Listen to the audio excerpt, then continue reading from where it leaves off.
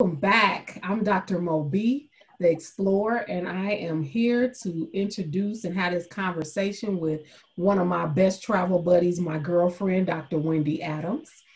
We are going to just briefly talk to you about our experience in Egypt.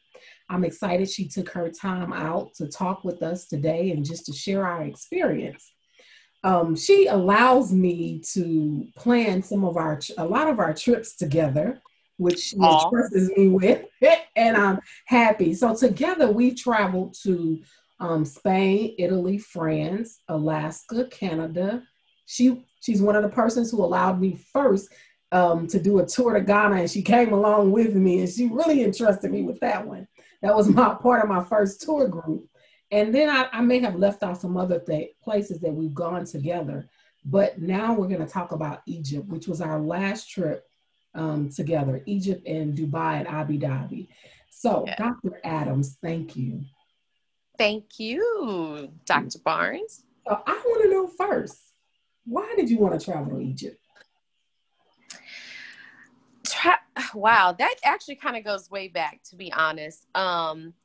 Growing up, I was always kind of infatuated with the whole continent of Africa, to be honest, because my father, even though we had a very odd relationship, but he went to Africa probably like every other year. He would travel to Nigeria.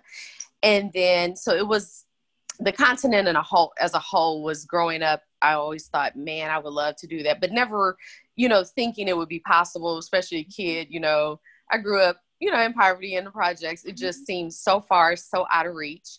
But it was there. And then Egypt as a whole, I've always just been kind of fascinated with Egyptology, period.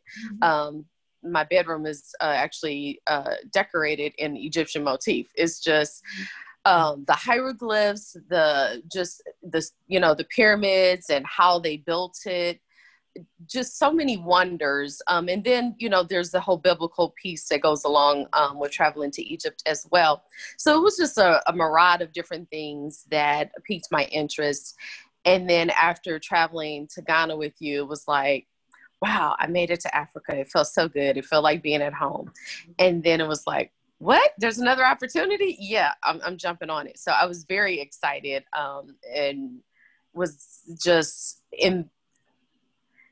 I just can't imagine. I never as a kid imagined that I've made it to the continent twice and we would have had our third trip and when COVID hit. So it has just been a blessing. And meeting you was just a blessing that God saw fit for our paths to cross, and we've been able to have a lot of these experiences together. So.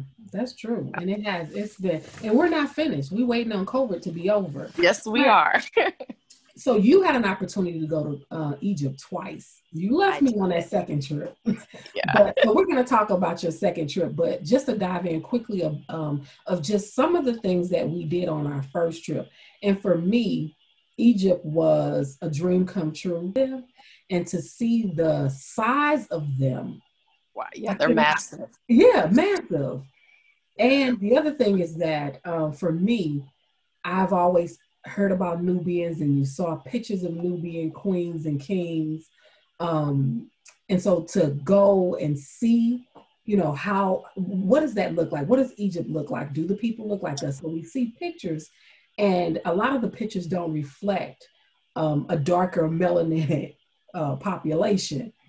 So I was excited and happy and I always wanted to go to Egypt. And I'm like you, I always want to travel, had a desire to travel the continent of Africa. But we hit the ground running. We got off the airplane. Literally. Like literally hit the ground running. We got off the airplane and our first stop was at a museum, right? Yes, the Museum of Antiquities was our first stop in our plain clothes. And right, exactly.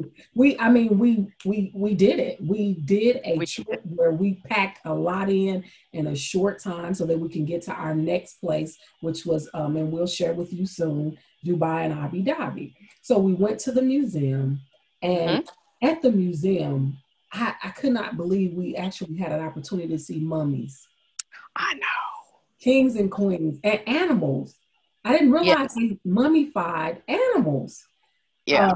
And so the museum in itself, you could probably spend a day alone.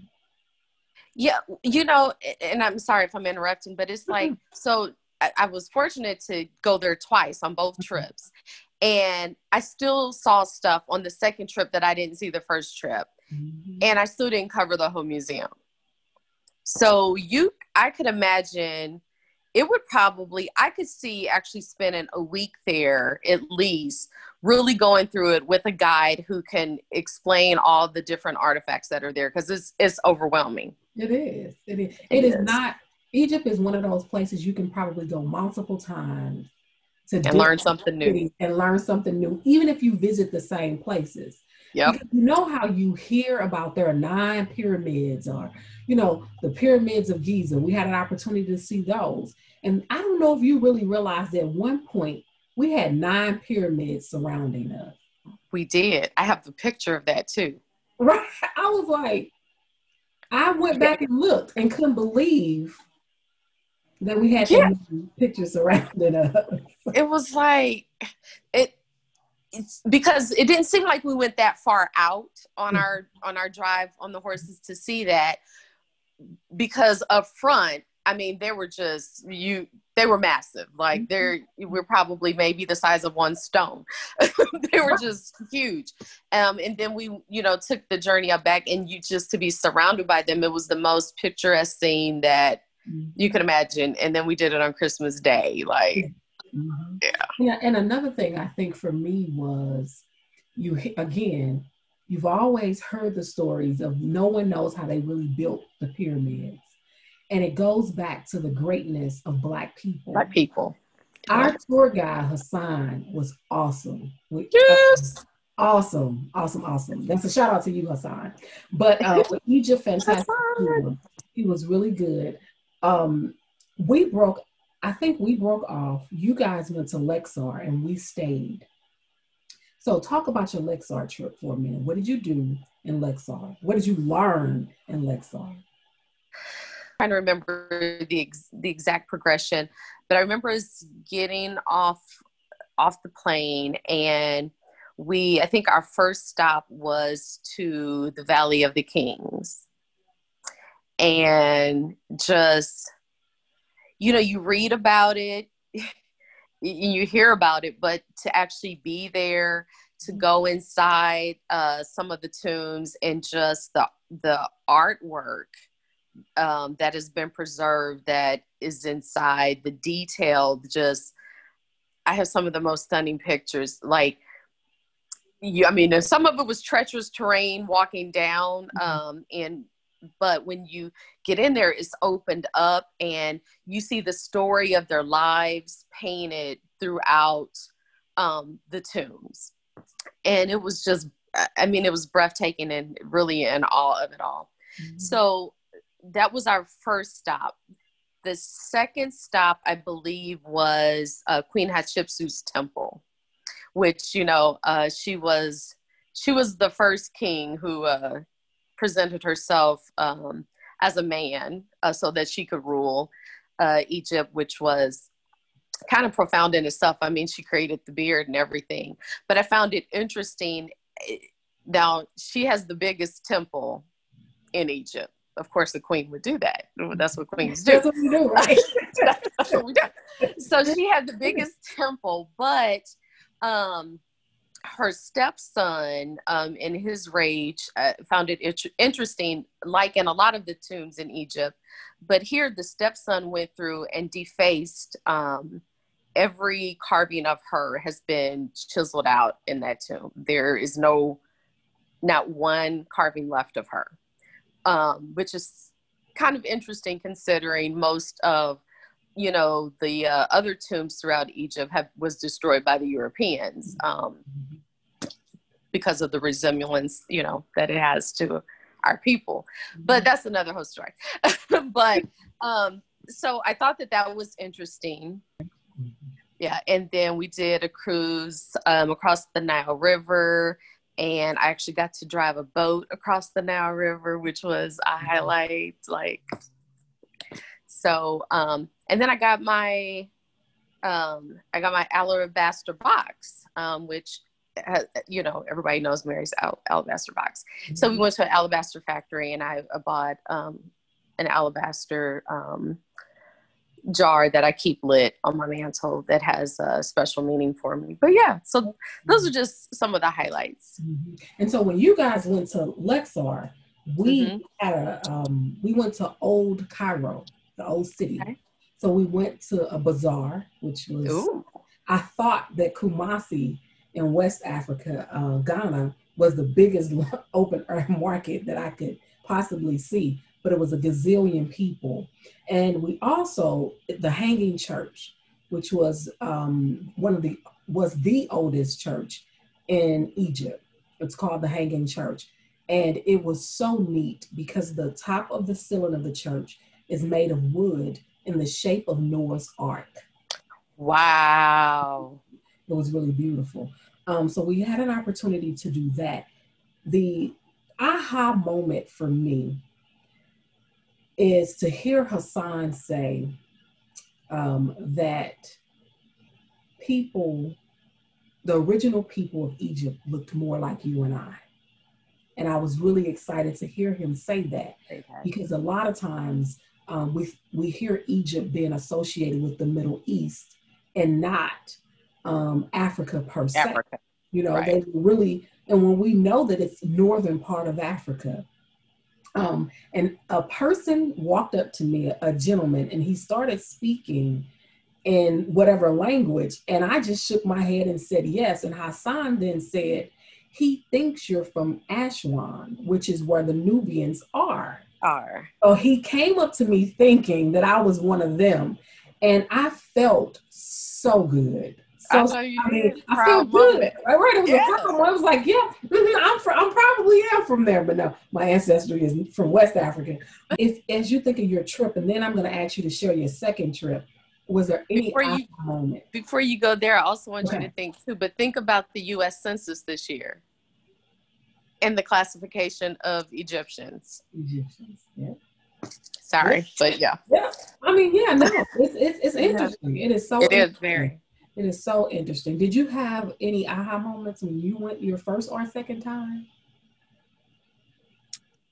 You know, I did, but not in. And I'm gonna be a slight devil's advocate a little bit, because my second trip, I had a conversation with a different tour guide, and the conversation was about, you know, just I was inquiring about, you know, how they traveled throughout the continent of Africa, and I found it interesting that they don't, at least. More up north, that like it just wasn't a thing. I was like, well, do you ever go to South Africa? Do you know, have you been to Ghana? Have you? No, you know, we don't travel to that part of Africa. And it's like, one part of the continent doesn't travel to the other part of the continent. So I found that very interesting, and would actually like to know more why, but colonization. Well, yeah, you know, in my head, I'm thinking of like Dominican and Haiti, and like all these thoughts are going through my head. Exactly. Exactly. But there are, which I hope and pray that after all of this is over, I can go back, because I want to spend time in Aswan and Lexar. And Hassan has already said he's going to set up where I can spend time with a family that looks more like me, and that I will be able, you know, so I want to take a group back that are interested, and we're going to spend time, right, of course, in Aswan and Lexar, you know, with the Nubians, learning about their culture, and just, you know, the food. I thought the food was so good. What about you? What you think about the food? I did.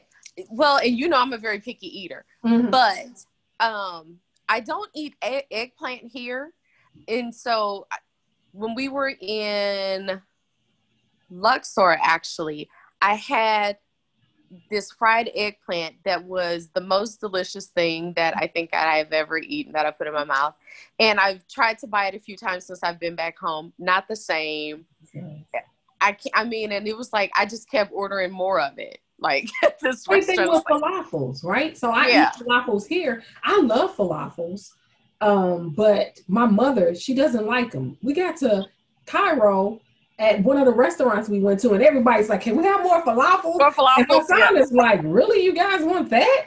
They were so good. They were so good. And I remember him being like, falafels every day. Nobody wants falafels. Right. Like, we want falafels. He's like, we grew up on falafels, even in the morning for breakfast. Nobody wants that. And I found the food to be fresh. Yes, the restaurants I went to, if you're a vegetarian or you don't eat meat, you can still find good dishes. The hummus was just, I had creamy. never, oh man. I really enjoyed the food. Different dishes. We went to a couple of restaurants. They have I'll put a picture of it. It's a certain dish and it's popular. And I'll put the name, I can't remember now, but it's served like on an individual grill with all of these different kinds of meats. Yeah. I didn't try it. Everybody said it was really good. Did you? It was good. Yeah. See, I don't eat meat, so it was kind of hard for me. But the vegetables and everything else I had was more than satisfying. I had the chicken, and it was really good. I tend to stay away from beef when traveling, but other people ate it. But the chicken was delicious. The food was good. I did. It was good. Yummy. Tell me about the second trip. Where did you go? The second time when you left me. So because I was so in awe of Egypt, like we came back, the beginning of January-ish. Mm-hmm. And so I went back in April. And we started in Hurghada, which is more of a touristy resort place. Okay. But beautiful. I mean, the water, being on the Red Sea, we spent a day out, rented a boat, and just out on the sea, swimming with dolphins, snorkeling, doing water sports. It was just the most beautiful blue water that I think I've ever seen in my life. It was breathtaking. And everybody was just super, super friendly. Okay. So I enjoyed that. So we stayed in Hurghada for a couple days, went to Luxor and kind of did the same thing because on this trip I took my daughter. Didn't get to do some of the things that we did in Cairo. Like we went to Memphis on our first trip. Yes. And we didn't, so we didn't make it there, but we did get to the Museum of Antiquities and we went to the pyramids of Giza. And we saw King Ramsey as well. King Ramsey the second. Mm-hmm. It was huge. Just the skill set that they had. Just to imagine what kind of tools were they using, because you could see every feature, every detail. What were they using? I can't even, because I mean that thing was. It was huge. It was. I don't even remember how big it was, but it was. I mean, you couldn't get it all in a picture frame. No, not in one picture frame. You couldn't. And when it was an interesting place though. Memphis was interesting because we saw people on donkeys. Remember? Did. We're like, oh, this is really old city. And Memphis is the oldest city capital in the world. Yeah. And you could tell. And I was just gonna say, you could tell. You could tell. Like you felt like you went back in time a little bit. But it was so cool. Because you know what I realized, that the more and more we travel outside of the West, people are not stressed out like we are. People are enjoying life and living life. They may not have the material stuff that we have or we try to possess, but you see the peacefulness that they do possess. And it's just, they enjoy life. It's a slower pace of life. They're not in a hurry to do things. Mm-hmm. They're enjoying every moment of it. They'll get to it. And I love that pace.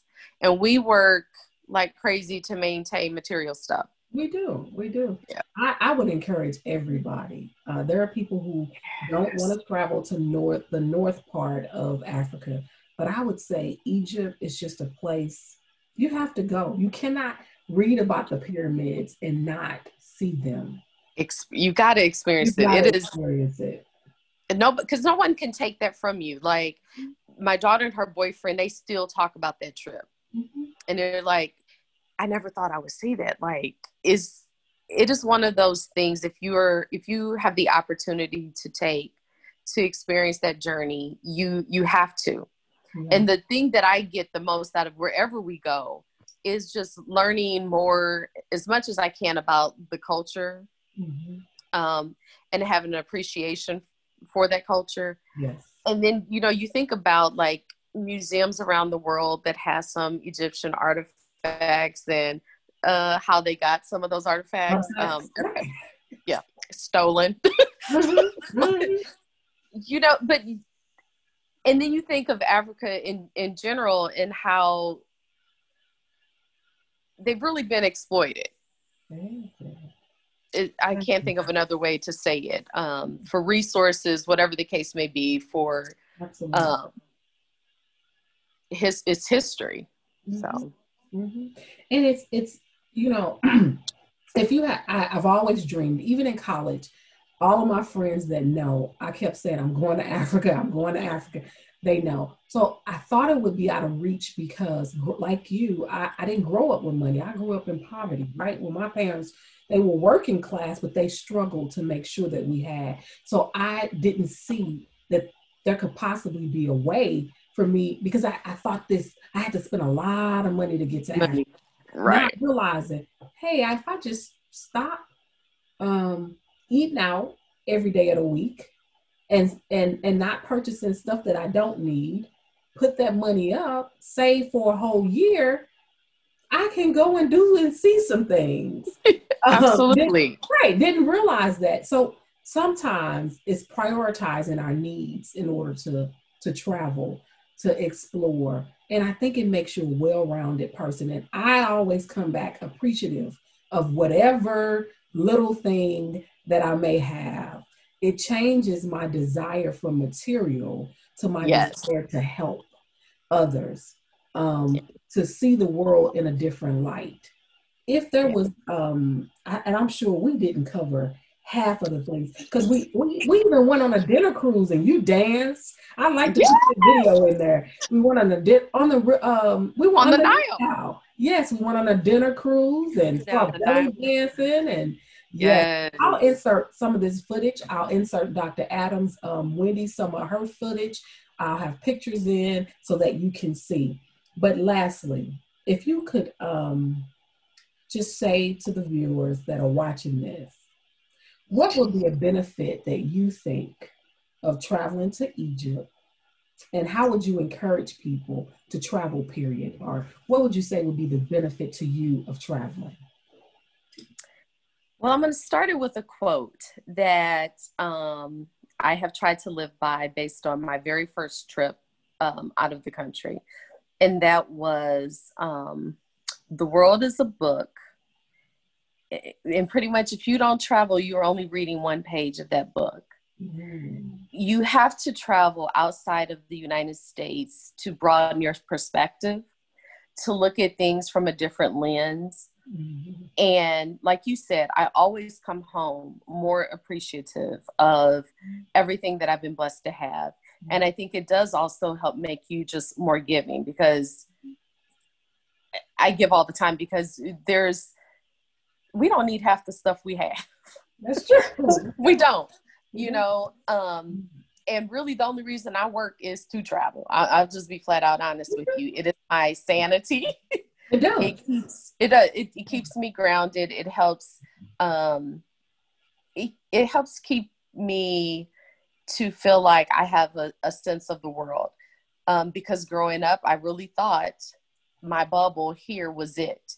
And there's so much out there. And my heart's desire is that every little brown girl and boy who looks like me at least travel to the continent of Africa one time in their life.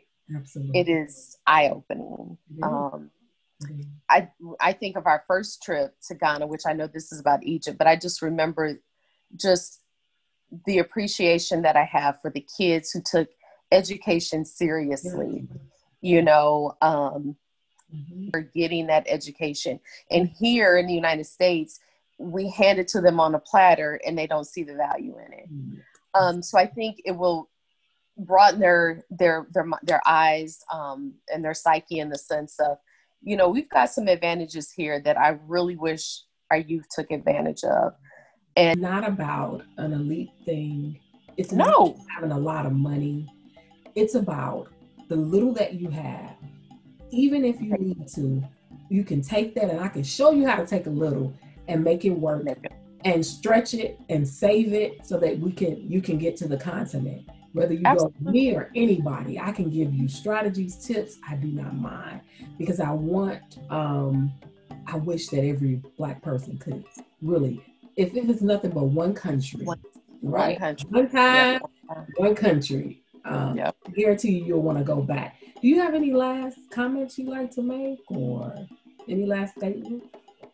No, I just thank you for having me, and thank you for having me as your travel buddy, because you do all the hard work, and all I have to do is just manage my funds to get there. So it's a great relationship.